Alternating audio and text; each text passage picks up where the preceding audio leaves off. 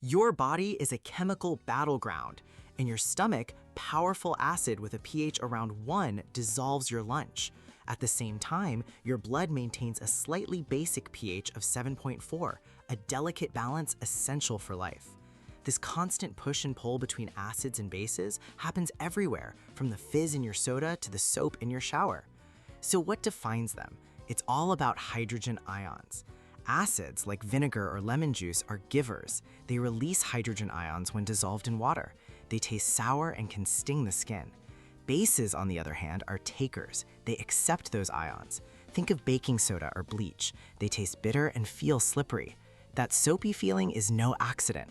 A strong base is literally reacting with the oils in your skin to make soap, right before it starts to cause a serious burn. Make no mistake, strong bases can be just as corrosive as strong acids.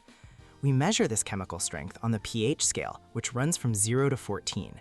Anything below 7 is acidic, with 0 being as strong as battery acid. Anything above 7 is basic, with 14 being potent drain cleaner.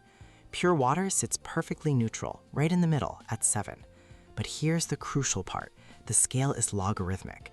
This means a liquid with a pH of 4 isn't just a little more acidic than one with a pH of 5. It's 10 times more acidic. Each step on the scale is a massive leap in chemical power. So how do we see the pH of a clear liquid? We use indicators, special chemicals that act like spies, changing color to reveal the truth. Simple litmus paper turns red in acid and blue in a base. A universal indicator gives you a full chemical rainbow, from fiery red for a strong acid to deep purple for a strong base, with a calm green for neutral. It makes the invisible visible, revealing the powerful world of ions that shapes our reality.